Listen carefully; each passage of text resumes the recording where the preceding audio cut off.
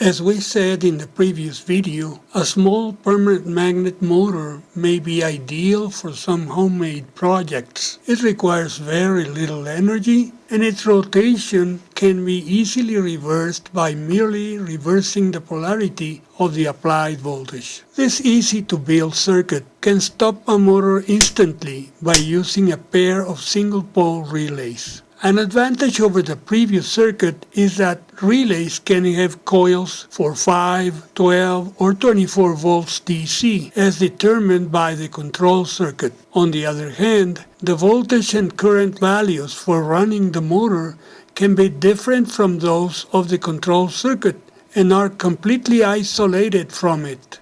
The only requirement is that DC current is used in both circuits.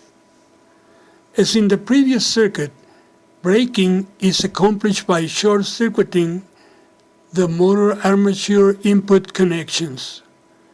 The rotation inversion of the motor is achieved by reversing the polarity of the DC control signal. I hope this information has been useful for you.